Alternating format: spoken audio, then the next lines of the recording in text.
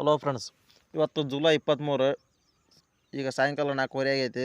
ನಾವಿವಾಗ tour ಹೊಂಟೀವಿ. ನಮ್ಮೂರಿಂದ Koppal railway ಸ್ಟೇಷನ್ಗೆ ಹೋಗಿ ನಮ್ಮ ಟ್ರೈನ್ ಹತ್ಕೊಂಡು ನಾವೀಗ ಟೂರ್ ಹೋಗ್ಬೇಕು. ಎಲ್ಲಿಗೆ ಹೋಗ್ತಾ ಇದ್ದೀವಿ ಅಂದರೆ ಧರ್ಮಸ್ಥಳ, ಕುಕ್ಕೆ ಸುಬ್ರಹ್ಮಣ್ಯ ಮತ್ತು ಉಡುಪಿ, ಸಕಲೇಶಪುರ ಎಲ್ಲ ನೋಡ್ಕೊಂಡು ಬರೋಣ ಅಂತ. ಈಗ ಮಳೆಗಾಲ ಇರೋ ಕಾರಣ ಟೂರು ಹೋದರೆ ಸಖತ್ತಾಗಿರುತ್ತೆ, ಮೈಂಡ್ ಕೂಡ ರಿಲ್ಯಾಕ್ಸ್ ಆಗುತ್ತೆ ಅಂತ ಹೋಗ್ತಾ ಇದ್ದೀವಿ. ನಮ್ಮೂರು ಬಿಟ್ಟಾಗ ನಾವು 4:30 ಆಗಿತ್ತು. ನಮ್ಮ ಟ್ರೈನ್ ಇರೋದು 5:15 ನಾವು ಅದಕ್ಕೆ ಅರ್ಜೆಂಟ್ ಮಾಡಿ ನಮ್ಮ ಟ್ರೈನ್ ಬಂದ್ಬಿಡುತ್ತೆ ಅಂತ ಅವಸರದಾಗ ನಾವು ಕೊಪ್ಪಳ ರೈಲ್ವೆ ಸ್ಟೇಷನಿಗೆ ಬಂದ್ವಿ. ನಮ್ಮ ಟಿಕೆಟ್ ಹರಿಸ್ಕೊಂಡು ಟ್ರೈನ್ ಯಾವಾಗ ಬರುತ್ತೆ, ಎಷ್ಟನೇ ಪ್ಲ್ಯಾಟ್ಫಾರ್ಮಿಗೆ ಬರುತ್ತೆ ಅಂತ ನಾವೆಲ್ಲ ಕೇಳ್ಕೊಂಡು ನಾವು ಹೋಗಿ ನಿಂತು ಒಂದು 5-10 ನಿಮಿಷದೊಳಗೆ ನಮ್ಮ ಟ್ರೈನ್ ಬಂತು.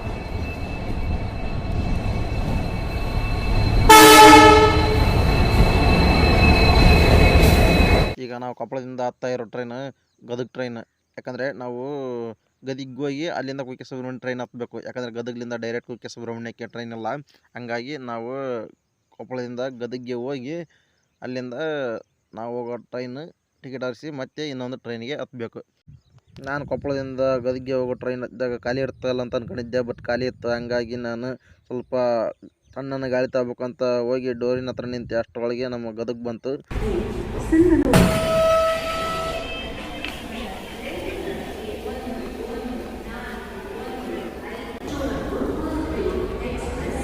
ಅಂತೂ ಗದಗ ಬಂದ್ವಿ. ಗದಗ ಬಂದಮೇಲೆ ಗೊತ್ತಾಗಿದ್ದು ನಮ್ಮ ಟ್ರೈನ್ 7:30 ಅಂತ. ಹಂಗಾಗಿ ಇನ್ನೂ ಟೈಮ್ ಸಿಕ್ಕಾಪಟ್ಟೆ ಇರೋದ್ರಿಂದ ಗದಗ ರೈಲ್ವೆ ಸ್ಟೇಷನ್ ಹತ್ರ ಇಡ್ಲಿ ಸೆಂಟ್ರ್ ಇತ್ತು. ಅಲ್ಲಿ ಇಡ್ಲಿ ಚೆನ್ನಾಗಿ ಮಾಡ್ತಾರೆ ಅಂತ ಕೇಳಿದ್ವಿ. ಹಂಗಾಗಿ ತಿಂದು ಅಂತ ಹೋದ್ವಿ. ಅಲ್ಲಿ ಇಡ್ಲಿ ವಡೆ ಎಲ್ಲ 10 ರೂಪಾಯಿ ಒಂದು. ಹಂಗಾಗಿ ನಾವು ತಿನ್ಬೇಕಂತ ಡಿಸೈಡ್ ಮಾಡ್ಕೊಂಡು ತಿಂದ್ವಿ. ಇಡ್ಲಿ, ಚಟ್ನಿ, ವಡೆ ಎಲ್ಲ ಸಖತ್ತಾಗಿತ್ತು. ನಾವು ಟಿಫನ್ ಮಾಡಿ ರೈಲ್ವೆ ಸ್ಟೇಷನ್ಗೆ ಹೋಗೋದ್ರೊಳಗೆ 7 ಗಂಟೆ ಆಗಿತ್ತು. ಹಂಗಾಗಿ ನಮ್ಮ ಟ್ರೈನ್ ಬಂದಿರುತ್ತೆ ಅಂತ ಅವಸರ ಮಾಡಿ ಹೋದ್ವಿ. ನಾವು ಟಿಕೆಟ್ ಹರಿಸ್ಕೊಂಡು ಪ್ಲ್ಯಾಟ್ಫಾರ್ಮ್ ಹತ್ರ ಹೋಗೋದ್ರೊಳಗೆ ನಮ್ಮ ಟ್ರೈನ್ ಬಂದು ನಿಂತಿತ್ತು. ಹಂಗಾಗಿ ನಮಗೆ ಸೀಟ್ ಸಿಗ್ತಾವೋ ಇಲ್ಲೋ ಅಂತ ಅವಸರ ಮಾಡಿ ಟ್ರೈನ್ ಹತ್ತಿದ್ವಿ. ಆದರೆ ನಮ್ಮ ಮನೆ ಬರೋಕ್ಕೆ ಸೀಟ್ ಯಾವೂ ಖಾಲಿನೇ ಇರಲಿಲ್ಲ. ನಾವು ಲೇಟಾಗಿ ಬಂದುಬಿಟ್ವಿ ಅಂತ ಅನ್ನಿಸ್ತು. ಯಾಕಂದರೆ ಟ್ರೈನು ಬಂದು ತುಂಬ ಹೊತ್ತಾಗಿತ್ತು. ಆಲ್ರೆಡಿ ಎಲ್ಲರೂ ಹತ್ತಿದ್ರು. ಅದಕ್ಕೆ ನಮಗೆ ಸೀಟ್ ಕೂಡ ಸಿಗಲಿಲ್ಲ. ನಾವು ಡೋರ್ ಹತ್ರನೇ ನಿಂತು ಜರ್ನಿನ ಶುರು ಮಾಡಿದ್ವಿ.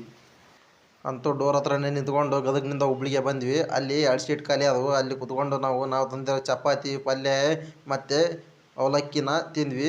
ಎಲ್ಲರೂ ಮಲಗಿದ್ರು. ನಾವು ಫೋನ್ ಯೂಸ್ ಮಾಡಿಕೊಂಡು ರೀಲ್ಸ್ ನೋಡಿಕೊಂಡು ನಮ್ಮ ಸೀಟ್ನಲ್ಲಿ ಕುಂತಿದ್ವಿ. ಆಮೇಲೆ 1 ಗಂಟೆ ಮೇಲೆ ಟ್ರೈನ್ ಸ್ಪೀಡಾಗಿ ಹೋಗೋಕ್ಕೆ ಶುರುವಾಯಿತು. ಹಂಗಾಗಿ ನಾವು ಸಕಲೇಶಪುರಕ್ಕೆ ಬಂದ್ವಿ. ಸಕಲೇಶಪುರದಲ್ಲಿ ಬಂದು ಒಂದು ಬಿಸಿ ಚಾನ ಕುಡಿದ್ವಿ. ಆ ಚಹಾ ಸಖತ್ತಾಗಿತ್ತು. ಸಕಲೇಶಪುರ ರೈಲ್ವೆ ಸ್ಟೇಷನ್ ಕೂಡ ಸಖತ್ತಾಗಿತ್ತು. ಅಂತೂ ನಾವು ಚಹಾ ಎಲ್ಲ ಕುಡಿದು ಮತ್ತೆ ನಮ್ಮ ಟ್ರೈನ್ ಜರ್ನಿನ ಶುರು ಮಾಡಿದ್ವಿ. ಅಂತೂ 5 ಗಂಟೆಗೆ ನಮ್ಮ ಸಕಲೇಶಪುರ ಹಚ್ಚ ಹಸಿರಿನ ಸ್ವರ್ಗದಂಥ ಜರ್ನಿ ಕಣ್ಣಿಗೆ ಕಾಣೋಕ್ಕೆ ಶುರುವಾಯಿತು. ಆ ಹಚ್ಚ ಹಸಿರಿನ ಮಂಜಲ್ಲಿ ಟ್ರೈನ್ ಜರ್ನಿ ಮಾಡೋ ಖುಷಿ ಎಲ್ಲಿ ಯಾವ ಊರಿಗೆ ಹೋದರೂ ಸಿಗಲ್ಲ ಅಂತ ನನ್ನ ಅನಿಸಿಕೆ. ಯಾಕಂದರೆ ಅಲ್ಲಿ ಬರೋ ಒಂದೊಂದು ಟನ್ನಲ್ಗಳು ಮತ್ತು ಸಣ್ಣ ಪುಟ್ಟ ಜಲಪಾತಗಳು ಮತ್ತು ಅಲ್ಲಿ ಹಚ್ಚ ಹಸಿರಿನ ಗಿಡಗಳು ಮತ್ತು ಮೋಡ ಕವಿದ ವಾತಾವರಣ ಎಲ್ಲನೂ ಕಣ್ಣಿಗೆ ತಂಪು, ಮನಸ್ಸಿಗೆ ತುಂಬ ಇಂಪಾಗುತ್ತದೆ. ಯಾಕಂದರೆ ಸಿಕ್ಕಾಪಟ್ಟೆ ಒಳ್ಳೆ ಫೀಲ್ ಜರ್ನಿ ಆಗಿರುತ್ತೆ ಅದು. ನೋಡಿ ವಾತಾವರಣ ಹೇಗಿದೆ. ಸಾಯೋ ಮನುಷ್ಯನಿಗೂ ಸಹ ಬದುಕಬೇಕು ಅಂತ ಈ ಪ್ಲೇಸ್ನಲ್ಲಿ ಬಂದ ತಕ್ಷಣ ಅನಿಸ್ಬಿಡುತ್ತೆ. ಆ ಥರ ಸ್ವರ್ಗದಂಥ ಜಾಗ ಇದು. ನನಗಂತೂ ಸಿಕ್ಕಾಪಟ್ಟೆ ಅಂದರೆ ಸಿಕ್ಕಾಪಟ್ಟೆ ಖುಷಿ ಸಿಗುತ್ತೆ ಇಲ್ಲಿ ಬಂದರೆ. ಇಲ್ಲಿ ಬಂದು ಸಕಲೇಶಪುರದ ಹತ್ರ ಎಡಕುಮಾರಿ ಒಂದು ರೈಲ್ವೆ ಸ್ಟೇಷನ್ ಅಂತ ಬರುತ್ತೆ. ಅಲ್ಲಿ ಸ್ವಲ್ಪ ಟ್ರೈನ್ ತಬ್ಬಿದ್ರು. ಅಲ್ಲಿ ನಾವು ಫೋಟೋಸ್ ಎಲ್ಲ ತಗೊಂಡು ವೀಡಿಯೋಸ್ ಎಲ್ಲ ಮಾಡ್ಕೊಂಡು ಅಲ್ಲೇ ಸ್ವಲ್ಪ ವಾಕ್ ಮಾಡಿ ನಾವು ನಮ್ಮ ಟ್ರೈನ್ನ ವಾಪಸ್ ಹತ್ತಿದ್ವಿ. ಹತ್ತಿದ ತಕ್ಷಣ ನಮ್ಮ ಟ್ರೈನ್ ಹೊರಡೋಕ್ಕೆ ಶುರುವಾಯಿತು. ಅಂತೂ ನಮ್ಮ ಕುಕ್ಕೆ ಸುಬ್ರಹ್ಮಣ್ಯ ಊರ ಹತ್ರ ಬಂದಂಗೆ ನಾವು ಹಲ್ಲುಜ್ಜಿ ನಮ್ಮ ಮುಖ ಎಲ್ಲ ತೊಳ್ಕೊಂಡು ನಾವು ಇಳಿಯೋಕ್ಕೆ ರೆಡಿ ಆಗ್ತಿದ್ವಿ. ಮತ್ತೆ ಅಲ್ಲಿ ಯಾಕೋ ಟ್ರೈನ್ ತಬ್ಬಿದ್ರು. ನಮ್ಮ ಜರ್ನಿ ಮತ್ತೆ ಶುರುವಾಯಿತು. ನಾವು ತಂದಿರೋ ಅವಲಕ್ಕಿನ ಟಿಫನ್ ಆಗಿ ಅದನ್ನೇ ನಾಷ್ಟ ಮಾಡಿದ್ವಿ. ಆವಾಗ ಮತ್ತೆ ಕೆಲವೊಂದಿಷ್ಟು ಟನ್ನಲ್ಗಳು ಬಂದು ನಾವು ಕಿರ್ಚಾಡಿ ಸಿಕ್ಕಾಪಟ್ಟೆ ಎಂಜಾಯ್ ಮಾಡಿದ್ವಿ. ನಮಗೆ ಮನಸ್ಸಿಗೆ ಸಿಕ್ಕಾಪಟ್ಟೆ ಖುಷಿ ಆಯಿತು. ಸಣ್ಣ ಪುಟ್ಟ ಜಲಪಾತಗಳು ಮತ್ತು ಹಚ್ಚ ಹಸಿರಿನ ವಾತಾವರಣದಲ್ಲಿ ಹೋಗೋ ಟ್ರೈನ್ ಜರ್ನಿ ಆ ಖುಷಿನೇ ಬೇರೆ ಆಗಿರುತ್ತೆ. ನೀವು ಒಂದ್ಸಲ ಇಲ್ಲಿಗೆ ಬಂದು ಇದನ್ನು ಅನುಭವಿಸಲೇಬೇಕು ಅಂತ ಹೇಳ್ತೀನಿ. ಯಾಕಂದರೆ ಈ ಥರ ಪ್ಲೇಸ್ನ ನಮ್ಮ ಕರ್ನಾಟಕದಲ್ಲಿ ಎಲ್ಲೂ ನೋಡೋಕ್ಕಾಗಲ್ಲ. ಆ ಥರ ಒಂದು ಅದ್ಭುತ ಟ್ರೈನ್ ಜರ್ನಿ ಆಗಿರುತ್ತೆ ಇದು ಅಂತ ಹೇಳ್ತೀನಿ. ಅಂತೂ ಸಕಲೇಶಪುರ ಜರ್ನಿನ ಎಲ್ಲ ಎಕ್ಸ್ಪೀರಿಯನ್ಸ್ ಮಾಡಿಕೊಂಡು ನಮ್ಮ ಕುಕ್ಕೆ ಸುಬ್ರಹ್ಮಣ್ಯ ರೈಲ್ವೆ ಸ್ಟೇಷನ್ಗೆ ಬಂದ್ವಿ. ಬಂದ ತಕ್ಷಣ ಜನ ಎಲ್ಲ ಬ್ಯಾಗ್ ಹಾಕ್ಕೊಂಡು ಇಳಿಯೋಕ್ಕೆ ತಯಾರಾದರು. ನಾವು ಇಳಿಯೋಕ್ಕೆ ರೆಡಿ ಆದ್ವಿ. ರೈಲ್ವೆ ಸ್ಟೇಷನ್ ನೋಡಿ ನನಗೆ ಸಿಕ್ಕಾಪಟ್ಟೆ ಖುಷಿ ಆಯಿತು. ಯಾಕಂದರೆ ಸಿಕ್ಕಾಪಟ್ಟೆ ಕ್ಲೀನಾಗಿತ್ತು ರೈಲ್ವೆ ಸ್ಟೇಷನ್. ನಾವು ಇಳಿದು ನಮ್ಮ ಪಯಣನ ಮತ್ತೆ ಮುಂದಿನ ಕಡೆಗೆ ಶುರು ಮಾಡಿದ್ವಿ. ಈ Kukke Subramanya railway station bridge ಮೇಲೆ ಇನ್ನೂ ಕೆಲಸ ನಡೆಯಿತ್ತು. ಹಂಗಾಗಿ ಕೆಲವೊಂದಿಷ್ಟು ಪಾರ್ಟ್ಸ್ ಎಲ್ಲ ಕೆಳಗಡೆನೇ ಇದ್ವು.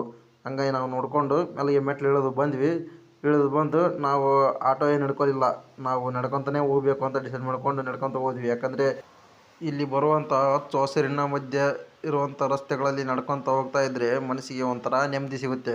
ಹಂಗಾಗಿ ಅಷ್ಟೇನು ದೂರ ಇರಲಿಲ್ಲ, 1 ಕಿಲೋಮೀಟ್ರ್ ಇತ್ತು. ಹಂಗಾಗಿ ನಮ್ಮ ರೈಲ್ವೆ ಸ್ಟೇಷನ್ ಹತ್ರ ಇರೋ ಕುಕ್ಕೆ ಸುಬ್ರಹ್ಮಣ್ಯ ಕ್ರಾಸ್ನಲ್ಲಿ ನಾವು ಬಂದ್ವಿ. ಅಲ್ಲಿ ಬಂದ ತಕ್ಷಣ ನಾವು ಈಗ ಧರ್ಮಸ್ಥಳ ಬಸ್ ಹತ್ತಬೇಕಿತ್ತು. ಅಂತೂ ಬಸ್ ಬಂತು. ಬಸ್ ಹತ್ಕೊಂಡು ನಾವು ಧರ್ಮಸ್ಥಳದ ಕಡೆಗೆ ನಮ್ಮ ಪಯಣನ ಶುರು ಮಾಡಿದ್ವಿ. ಅಂತೂ ಸುಬ್ರಹ್ಮಣ್ಯದಿಂದ 9 ಗಂಟೆಗೆ ಬಸ್ ಹತ್ತಿದ್ವಿ. 1 ಅವರಲ್ಲಿ 10 ಗಂಟೆಗೆ ಬಂದು ಧರ್ಮಸ್ಥಳಕ್ಕೆ ರೀಚ್ ಆದ್ವಿ. ಈಗ ನಾವು ನೇತ್ರಾವತಿ ನದಿ ಹತ್ರ ಹೋಗಿ ಜಳಕ ಮಾಡ್ಕೊಂಡು ದರ್ಶನ ಪಡಿಬೇಕು ಅಂತ ನಾವು ಹೊರಟ್ವಿ.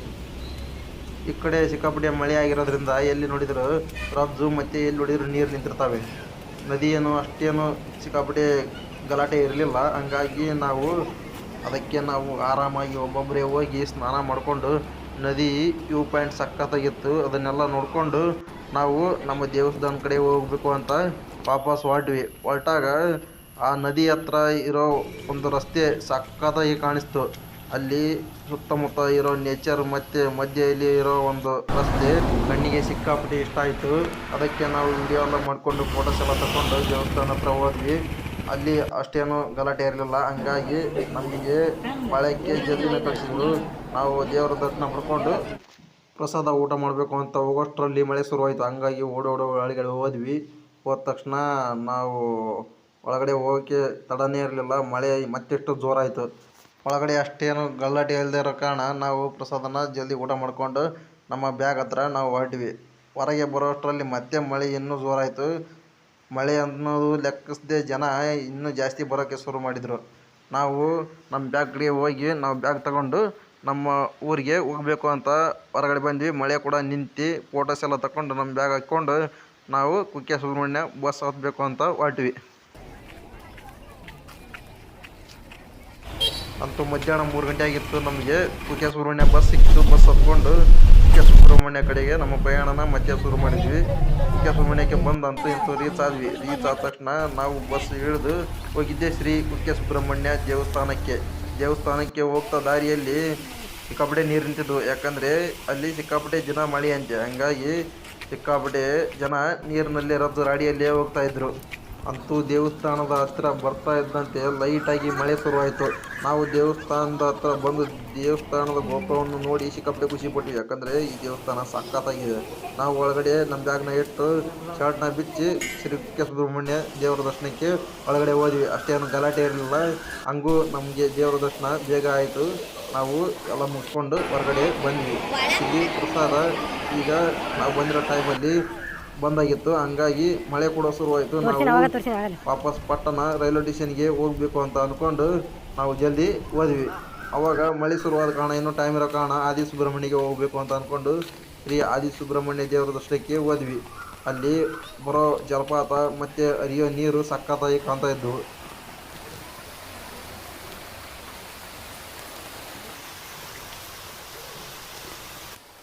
ಅಂತೂ ಆದಿ ಸುಬ್ರಹ್ಮಣ್ಯ ದೇವಸ್ಥಾನ ಕೂಡ ಅಷ್ಟೇನು ಗಲಾಟೆ ಇರಲಿಲ್ಲ. ಹಂಗಾಗಿ ನಾವು ಆರಾಮಾಗಿ ಹೋಗಿ ದೇವರ ದರ್ಶನ ಮಾಡಿಕೊಂಡು ನಮ್ಮ ಬಸ್ ಸ್ಟ್ಯಾಂಡ್ಗೆ ಬಂದು ನಾವು ರೈಲ್ವೆ ಸ್ಟೇಷನ್ ಬಸ್ ಹತ್ಕೊಂಡು ಇಂಥ ರೈಲ್ವೆ ಸ್ಟೇಷನ್ಗೆ ಬಂದ್ವಿ.